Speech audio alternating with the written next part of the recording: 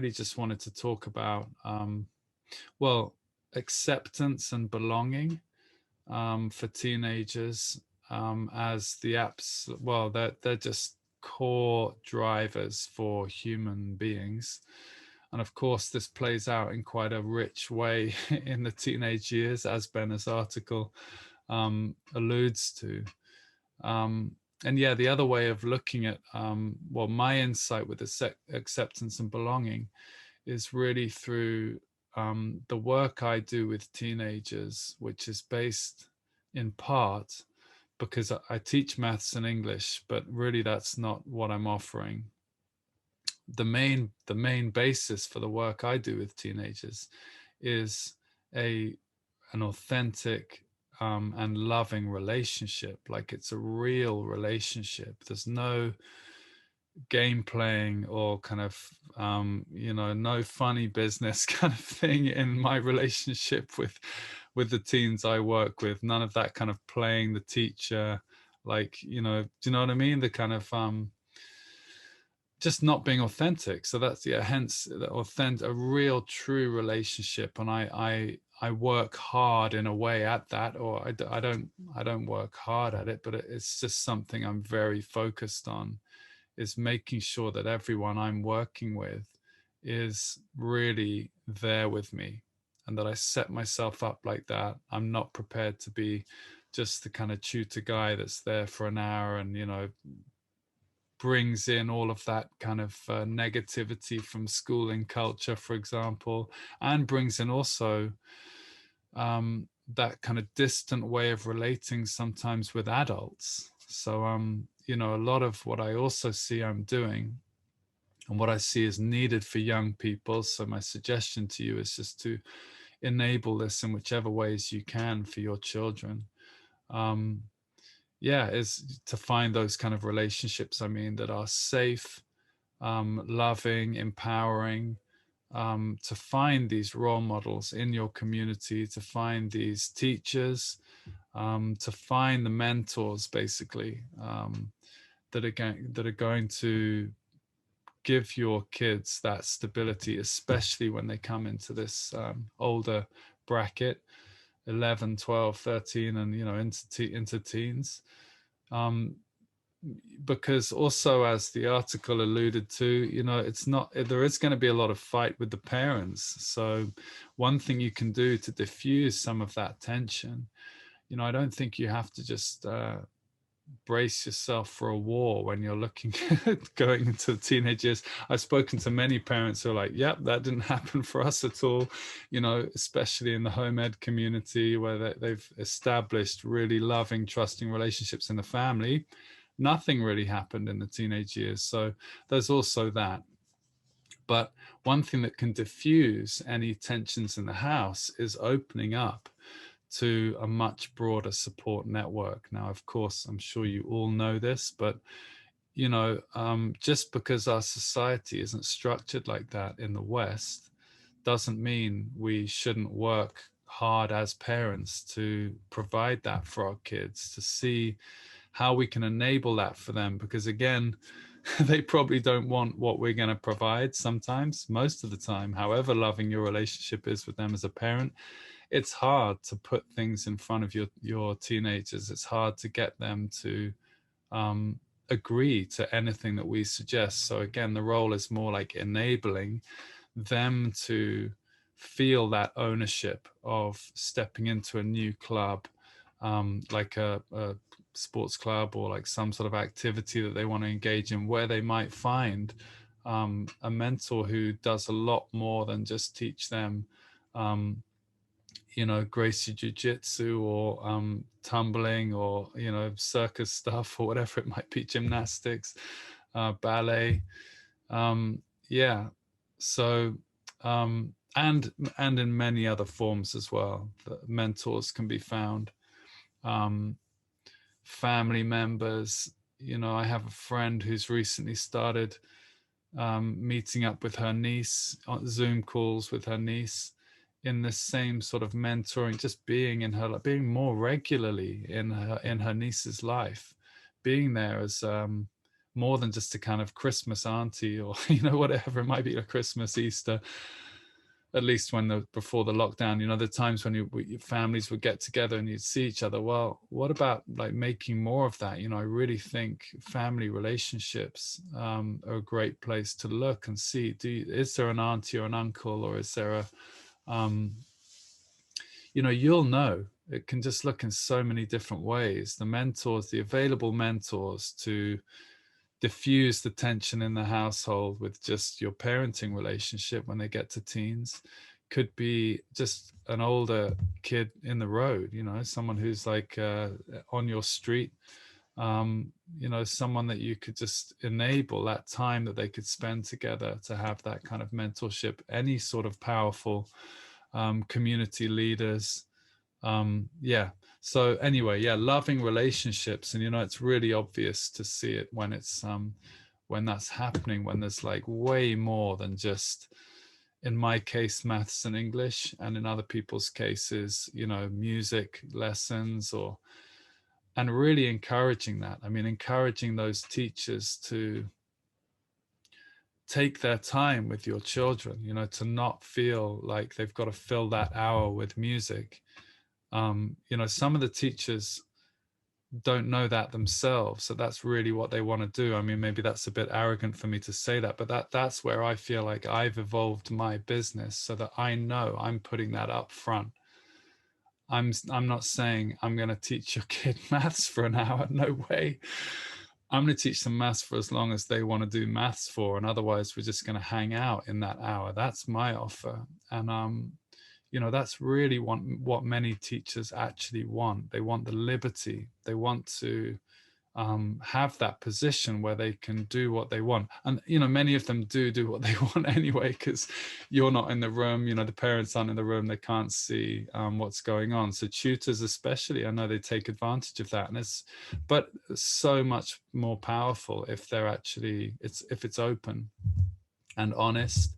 And, you know, teachers just doing their best, and tutors doing their best in that hour. So it's not like there's some funny game going on there of yeah, not doing what they're told, or not doing what's been agreed, but so powerful to enable time and space in these relationships. So my insights, my great discoveries, you know, that, at least in my own opinion and my own experience and from my own work, have been like, wow, I need that time and space. I want to build this relationship fully and truly.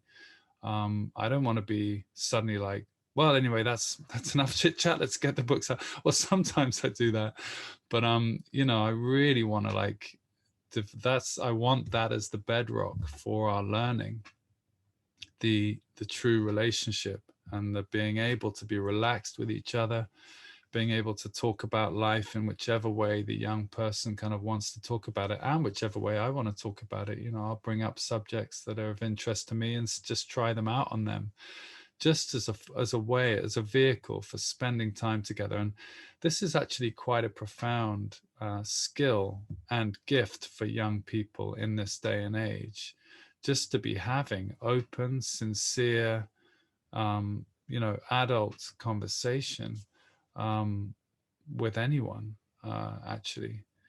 And so, yeah, the relationship is just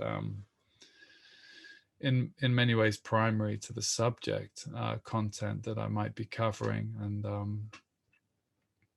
yeah, I do see that I'm in the business of repairing trust in the adult community with the young people, repairing their trust. As a couple of young people I'm working with now, and that is definitely what I think is the biggest issue, that they have lost a lot of trust for whatever reason. I mean, the most glorious parents, so it's not like it's the parents' fault or something. They're amazing parents. But through schooling experiences, through life experiences, just a loss of a sense of like not really engaging fully and authentically. So, you know, I hope to be the first person in there who can, yeah, really not flinch when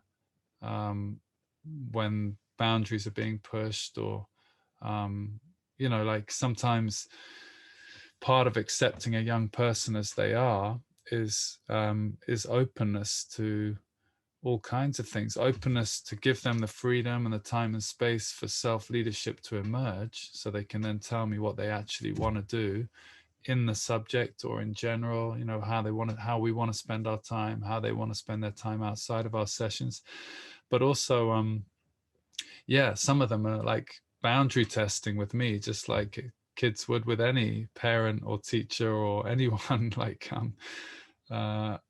in a system, I suppose, in some sort of system or agreement.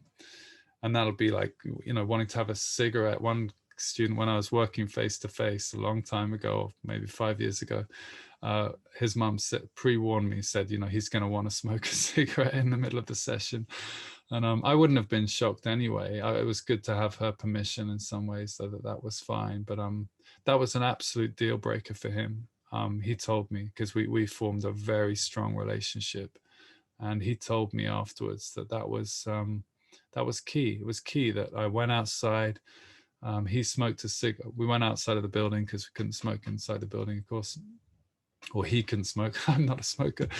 But yeah, so I went out and he had a cigarette, and yeah, I was just completely cool about it. And I am completely cool about anything that a young person brings up with me. I feel like unshockable, really. In fact, this same guy, he was really, whoa, seriously pressing my buttons with lots of like heavy right-wing politics, and a complete sort of devotion to like oil companies and banking, and, you know, kind of criminal behavior like that, that's really not of benefit to all.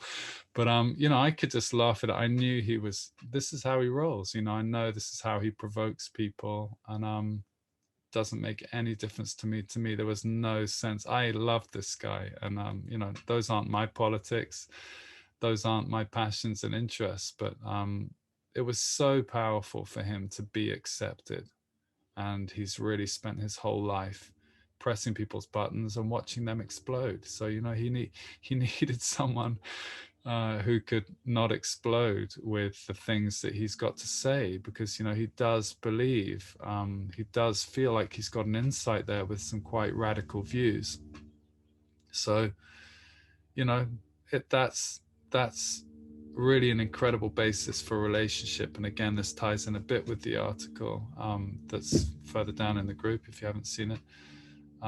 Yeah, acceptance and belonging, just being able to take the fight, being able to accept all the things that are said to you as a parent of a teen. You know, crazy things, really. But that's the age and stage where a lot's being experimented with. There's a lot of impetuous speech and action.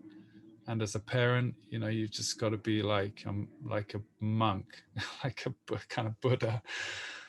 You've just got to be able to absorb all of that action, and stay steady and strong. And the acceptance and the belonging and the love is absolutely beyond doubt. And yeah, as many of the parents in this group have shared on that thread, and also will share over the coming months with these interviews, it all passes. You know, you've got to hold that space for years sometimes.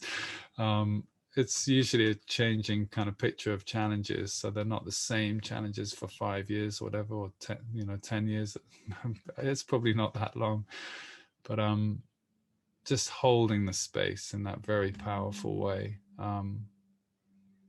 and being able to respond. You know, sometimes not powerful. You know, like, I'm not trying to suggest that we're all like these powerful Buddha parents. It doesn't look the way I think we all think that would look. But what's powerful is being able to respond, is being able to take it, get it wrong, and respond. Even, you know, just get it completely wrong. That's also part of the power, is not to fall into that victimhood about getting it wrong, and to show up the next time for our children fresh and completely receptive and open to them, solution orientated, and looking to see how we can contribute to them, even when they just don't want to know. They just don't even want to hear from us. They don't want any of our suggestions. They don't want any time with us.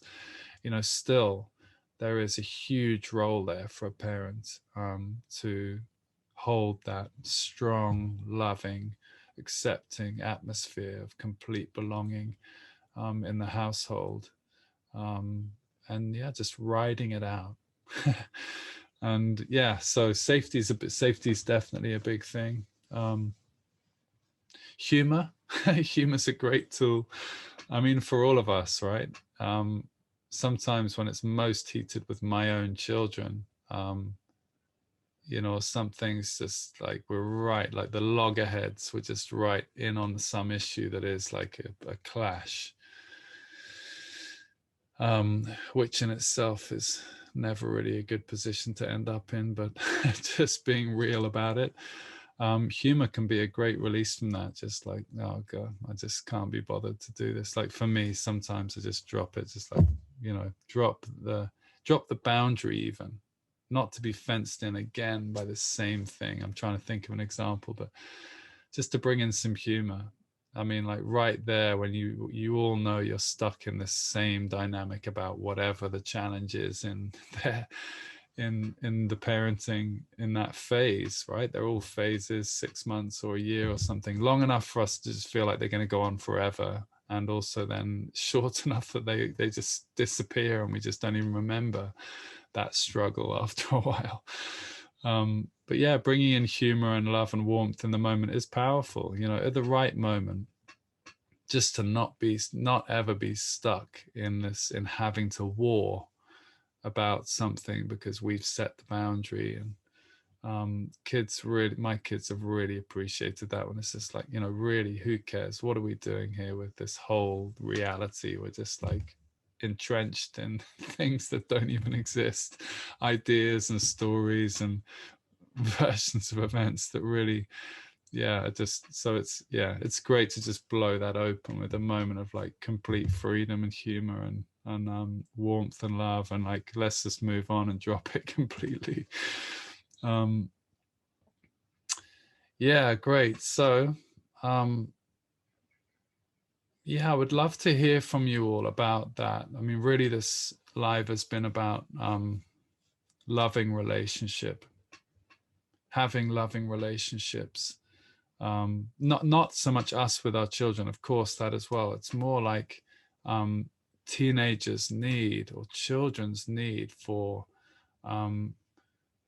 you know, general kind of loving relationship with all the beings in their lives, you know, and looking for those new sources of goodness in other people, growing a village, you know, like expanding the base, the love base for them, so that they can yeah, have that strong network of quite a few other people, or at least just starting with one or two other people who can come into their lives and take some of the heat off you, take some of the intensity out of you having to carry the can completely as their primary caregiver. And yeah, I think we would see a lot less conflict and a lot less of this kind of high intensity with a broader love base seems to be the term. I mean, a broader community of people to input to our children, trusted and sincerely loving, and on that journey with them and with us as parents.